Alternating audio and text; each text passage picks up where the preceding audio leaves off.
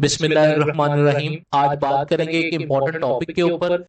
Chapter number 11 start करते हैं और यह है structure and functioning of heart. इंसान के अंदर, ह्यूमन के अंदर दो ट्रांसपोर्ट सिस्टम काम करते हैं जो डिफरेंट मटेरियल को ट्रांसपोर्ट करवाते हैं। एक तो उसके अंदर आपके पास ब्लड सर्कुलेटरी सिस्टम आ जाता है और दूसरा लिम्फेटिक सिस्टम आ जाता है। ब्लड सर्कुलेटरी सिस्टम में आपके पास हार्ट और artery, veins, capillaries, blood vessels involve होती हैं, लंग्स इन्वॉल्व होता है। तो ये आपके पास ब्लड सर्कुलेटरी सिस्टम। दूसरा आपके पास जो है लिम्फेटिक सिस्टम आ जाता है जिसके अंदर lymph node, lymphatic vessels, duct जो है वो शामिल हो जाती हैं। तो इनको हम डिटेल से जो है आगे आपके साथ एक्सप्लेन करेंगे। Close blood circulatory system. पहली बात तो क्लोज ब्लड सर्कुलेटरी सिस्टम होता क्या है बेटा। इसके अंदर जो है जी आपके पास ब्लड जो है वो ब्लड वेसल्स के अंदर पाया जाता है। बाज़ औक़ात कुछ ऑर्गेनिज्म ऐसे होते हैं जी, आपको पता है कि ओपन सर्कुलेटरी सिस्टम भी पाया जाता है। ओपन सर्कुलेटरी सिस्टम में जो ब्लड होता है वो वेसल्स के अंदर नहीं पाया जाता बल्कि वेसल्स के बाहर बॉडी कैविटीज के अंदर पाया जाता है। तो इसमें आमतौर पर क्लोज ब्लड सर्कुलेटरी सिस्टम जो कि ह्यूमन में पाया जाता है उसके मेन कंपोनेंट क्या आ जाते हैं, उसमें ब्लड आ जाता है, हार्ट आ जाता है, ब्लड वेसल्स हैं। कौन कौन सी ब्लड वेसल्स हैं उसमें? आर्टरीज आ जाती हैं, कैपिलरीज, वेन्स आ जाती हैं। तो ये सारी की सारी आपके पास ये एक्टिविटी आपको नजर आ रही है। हार्ट इन्वॉल्व होता है, ब्लड है कंपोनेंट, वेसल्स आ जाती हैं, आर्टरीज है बेटा, रेड है जहां पर शो हो रही है आपको, ये ऑक्सीजनेटेड ब्लड पूरी बॉडी में पहुंचाया जाता है।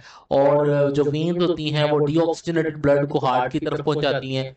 फिर हार्ट के लंग्स में ब्लड जाता है और वहां से ऑक्सीजन रिच ब्लड जो है हार्ट को रिटर्न होता है और पूरी बॉडी को हार्ट से आगे सप्लाई होता है। तो ये सारा का सारा जो क्लोज ब्लड सर्कुलेटरी सिस्टम का मतलब है कि ब्लड जो है वो वेसल्स के अंदर होता है जी। ब्लड जो है बॉडी कैविटी में नहीं होता बल्कि ब्लड वेसल्स के अंदर जो है वो ब्लड पाया जाता है। तो इस तरह के सिस्टम को हम क्लोज्ड ब्लड सर्कुलेटरी सिस्टम कहते हैं। आपके पास नेक्स्ट आ जाता है जी ब्लड होता क्या है कि ब्लड बेटा ऐसा मीडियम है जिसके अंदर आमतौर पर न्यूट्रिएंट्स भी पाए जाते हैं, गैसेस भी होती हैं, हार्मोन्स भी होते हैं, वेस्ट भी होते हैं। ये सारे के सारे इंपॉर्टेंट कंपोनेंट ऑफ ब्लड होते हैं। अगर ब्लड को हम देखा जाए तो ब्लड के अंदर दो मेजर कंपोनेंट आपके पास निकलते हैं। एक तो होता है ब्लड प्लाज्मा और दूसरा ब्लड उसके अंदर जो है ब्लड सेल्स होते हैं। अब ब्लड सेल्स के अंदर कौन कौन से ब्लड सेल्स पाए जाते हैं? उसमें व्हाइट ब्लड सेल्स होते हैं, रेड ब्लड सेल्स होते हैं और प्लेटलेट्स होते हैं। तो सबसे ज्यादा जी अगर हम ब्लड को देखें तो ब्लड के अंदर परसेंटेज में प्लाज्मा जो है आपके पास, ये जो लिक्विड वाला पोर्शन, ये 55% तक बाय वॉल्यूम पाया जाता है। और सेल जो है और उस तरह की स्ट्रक्चर जो है वो 45% तक जो है पाई जाती हैं। तो ब्लड के अंदर ये दो मेन चीजें हैं जी, आपके पास प्लाज्मा और सेल लाइक बॉडीज आ जाती हैं। और सेल बॉडीज में व्हाइट ब्लड सेल्स हैं, रेड ब्लड सेल्स हैं, प्लेटलेट्स हैं, ठीक है। और ये वाली सारी चीजें आपकी मिलके ब्लड बनाती हैं, दो मेन चीजें।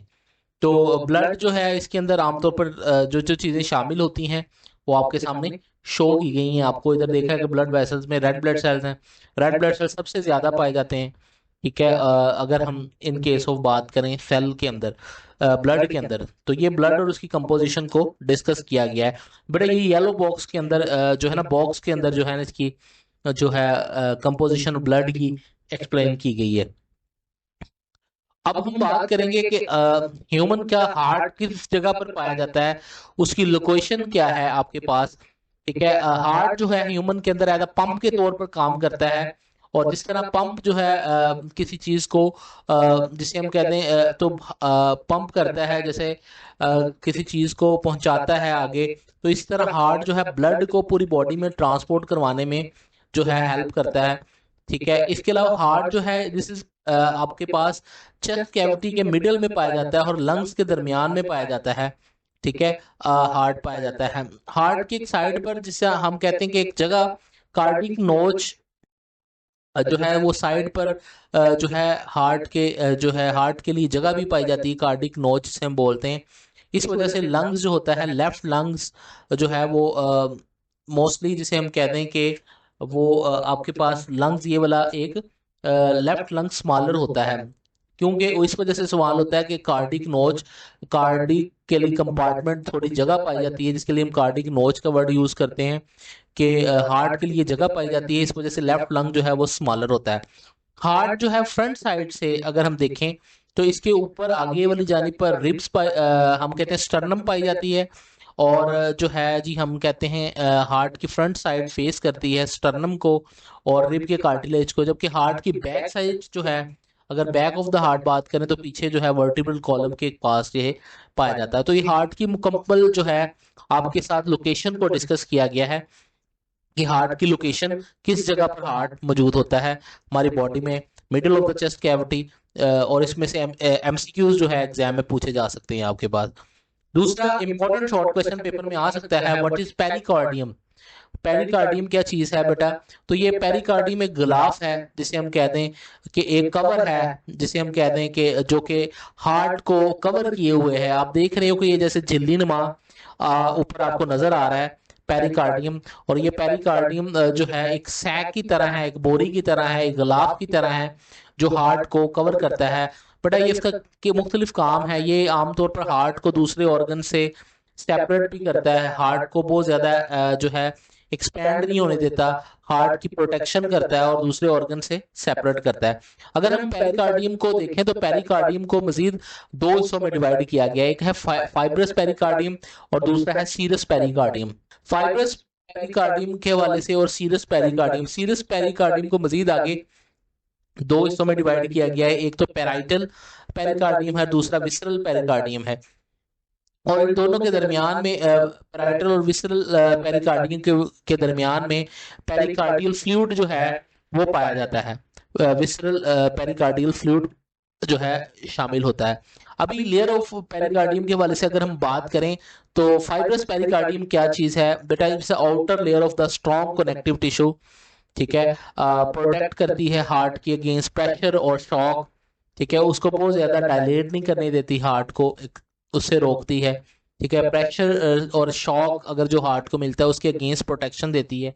ये लेयर आमतौर पर कनेक्टिव टिश्यूज की बनी होती है। फाइब्रस से मुराद जो है वो प्रोटीनेशियस हो सकती है, ठीक है। उसके नीचे जो सीरस लेयर जो है जी आमतौर पर सीरस पेरिकार्डियम आमतौर पर इनर लेयर है पाई जाती है, और ये टू लेयर्स में मजीद डिवाइडेड है। इसको हम पैराइटल पेरिकार्डियम भी कहते हैं और विसरल पेरिकार्डियम भी इसके अंदर मौजूद हो जाती है। पैराइटल जो है जी वो आउटर लेयर होती है और उसके अंदर जो है विसरल पाई जाती है। पैराइटल और विसरल के दरमियान में पेरिकार्डियल फ्लूइड पाया जाता है दरमियान में। ये वाली आपके पास पैराइटल है और ये वाली आपके पास विसरल। विसरल को एपिकार्डियम भी बोलते हैं। ये विसरल हार्ट के मसल्स के साथ अंदर अटैच होती है। जो विसरल होती है वो हार्ट के मसल्स के साथ अंदर अटैच होती है। पैराइटल और विसरल के दरमियान में पेरिकार्डियल फ्लूइड पाया जाता है।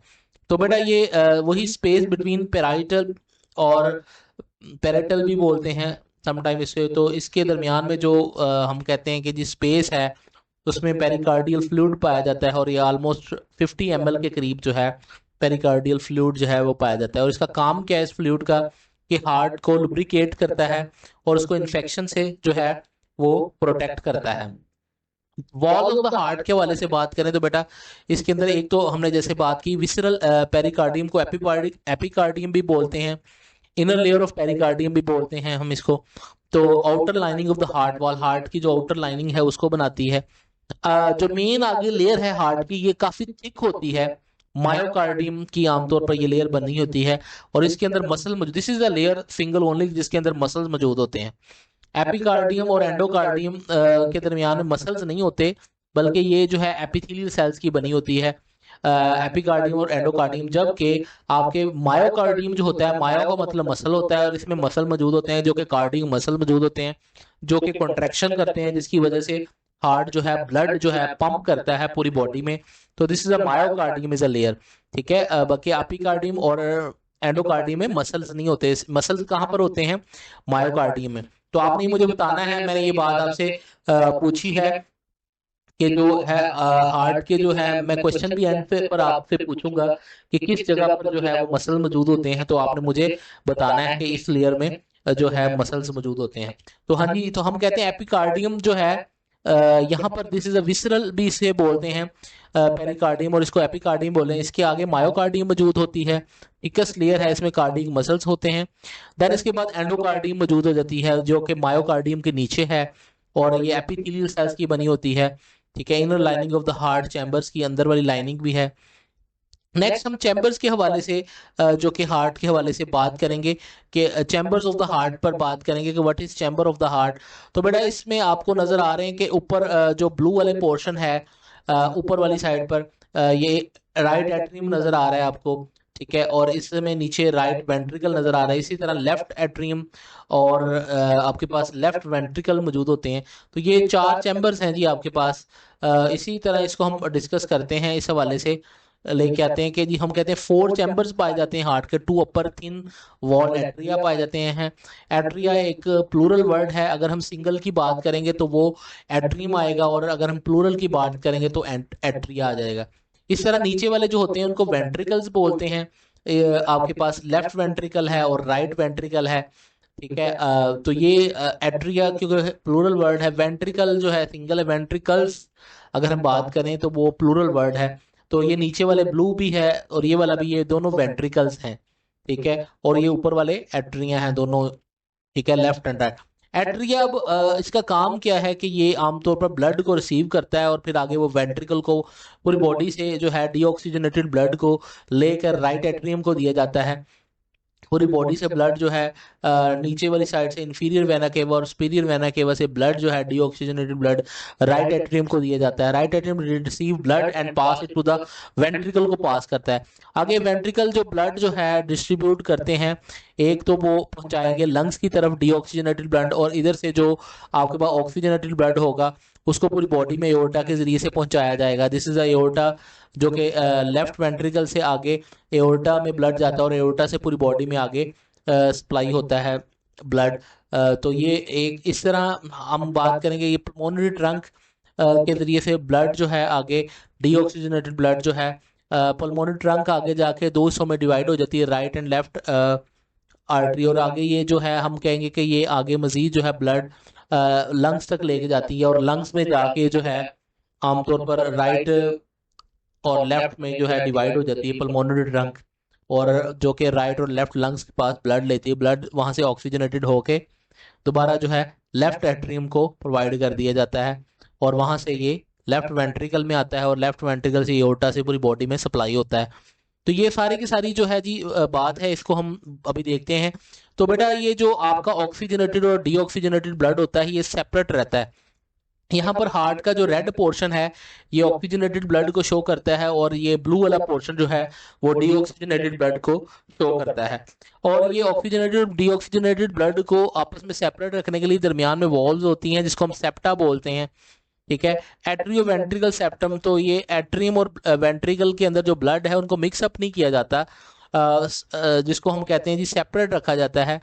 तो इस दरमियान में वॉल्स होती हैं जिसको हम सेप्टम सिंगुलर है और सेप्टा जो है वो प्लूरल है वर्ड कहते हैं।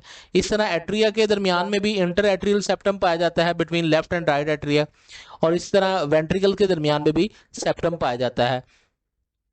तो ये जो है इंटरवेंट्रिकल सेप्टम जो है वो ज्यादा थिक होता है than the interatrial septum. आगे बेटा इसके अंदर जो है वॉल्व्स पाए जाते हैं।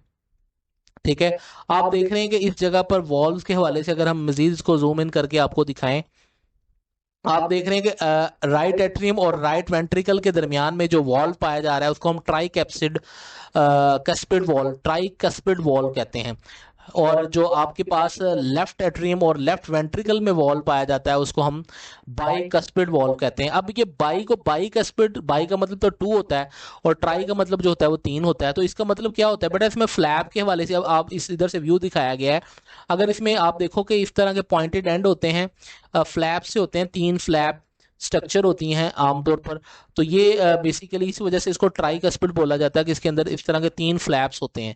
ठीक है, और इस तरह इसके अंदर 2 फ्लैप्स होते हैं और इसको हम जो है बाइकस्पिड वॉल कहते हैं। ठीक है, इस तरह ये वाला बाइकस्पिड वॉल है। तो ये बाइकस्पिड वॉल जो है वो कहाँ पर मौजूद होता है बेटा, बाइकस्पिड वॉल जो है लेफ्ट एट्रियम और लेफ्ट वेंट्रिकल के दरमियान में होता है। जबकि ट्राइकस्पिड वॉल्व जो होता है वो राइट एट्रियम और राइट वेंट्रिकल के दरमियान में ट्राइकस्पिड वॉल्व होता है। इसको ट्राई क्यों कहते हैं, मैंने आपको ये भी बता दिया कि ट्राई का मतलब ये होता है कि तीन, तो इसके 3 फ्लैप्स होते हैं, इस वजह से इसको जिसे हम कहते हैं ट्राइकस्पिड वॉल्व कहते हैं।